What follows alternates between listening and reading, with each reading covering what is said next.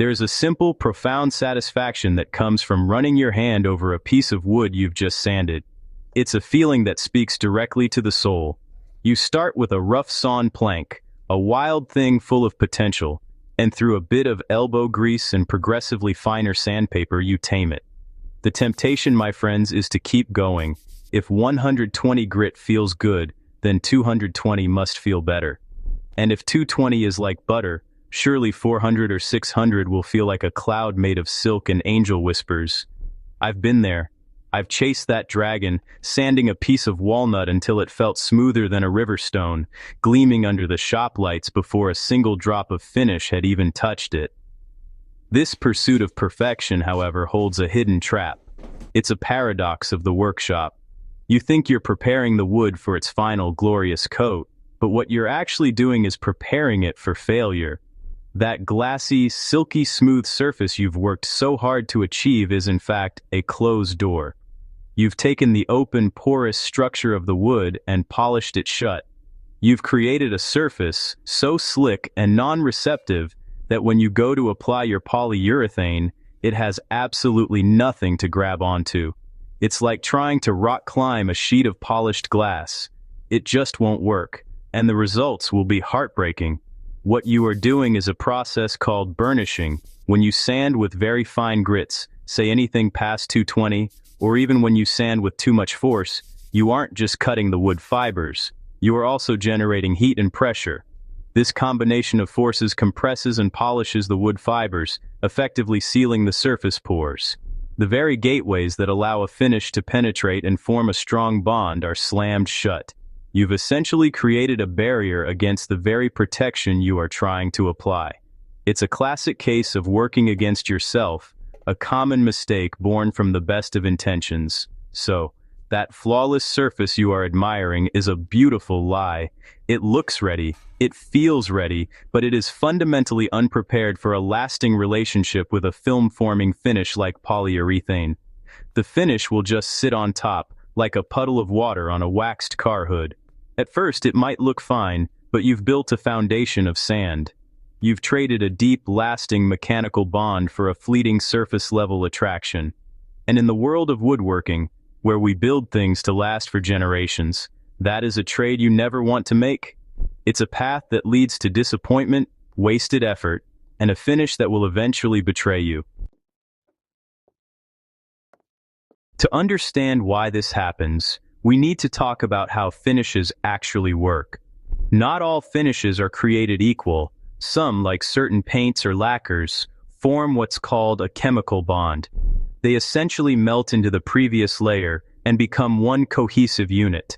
But an oil-based polyurethane, the trusty workhorse in so many of our shops, relies almost entirely on a different principle, the mechanical bond. Think of it like this. A chemical bond is a weld, where two pieces of metal become one. A mechanical bond is more like a nut and a bolt. One needs something to physically hold on to. Your polyurethane needs a textured surface to grip. It needs to flow into the tiny scratches and open pores of the wood, wrap its little molecular arms around those wood fibers and harden in place. These tiny valleys and peaks, invisible to the naked eye, are the anchor points. They create a physical connection that locks the finish to the wood. When this bond is strong, the finish becomes an integral part of the piece, moving with it, protecting it, and enduring the tests of time, spilled beverages, and clumsy relatives. A good mechanical bond is the secret to a finish that feels like it grew right there on the tree. When you sand past 180 grit, you begin to eliminate that crucial texture. At 220 grit, you're starting to close the pores. By the time you get to 400 grit, you've essentially paved over the entire landscape. The surface becomes a smooth, featureless plane with no nooks or crannies for the polyurethane to anchor itself into. You have effectively polished away all the handholds. The finish is left to just sit on the surface, a thin, disconnected film with no real connection to the wood beneath it. It's a guest that hasn't been invited inside, forced to linger awkwardly on the front porch. This is why the grit you stop at is not a matter of preference. It's a matter of structural integrity. You are not just sanding for smoothness. You are preparing a substrate, You are engineering a surface that is optimized for adhesion. For polyurethane, that optimal surface is one that has been sanded to 180 grit. This provides enough smoothness to feel good and look uniform, but leaves just enough of that microscopic tooth for the finish to bite into and hold on for dear life. It's the perfect balance, the sweet spot, the just right that Goldilocks would have been proud of. So why 180? Why not 150 or 220? Through years of trial, error, and scientific study, the finishing industry has largely landed on 180 grit as the ideal stopping point for preparing bare wood for a film finish. Let's compare. A surface sanded to 180 grit has a profile that is uniform and smooth to the touch, but under a microscope, it's a landscape of small, consistent valleys. These are perfect little trenches for the polyurethane to flow into. It's rough enough for a tenacious grip, but smooth enough that the finish can easily level out over the top, creating a beautiful, clear surface without needing excessive coats to fill deep scratches. Now, let's look at a surface sanded to 400 grit. The valleys are gone. The surface has been burnished to a near gloss. The wood pores are compressed and sealed. The polyurethane has nowhere to go, nowhere to hold. It simply dries on top like a sheet of plastic wrap that can be peeled away. And what about a coarser grit, like 120? That leaves scratches that are too deep. The finish will have to work much harder to fill them, requiring thicker or more numerous coats. You risk seeing the sanding marks through the final finish, a telltale sign of a rushed job. 180 grit is the sweet spot, the compromise that delivers the best of all worlds. Think of all the time and resources you are wasting by going further. Every sheet of 220, 320, and 400 grit sandpaper you use on bare wood is not only unnecessary, it's counterproductive. You are spending your valuable time and money to actively weaken the final product.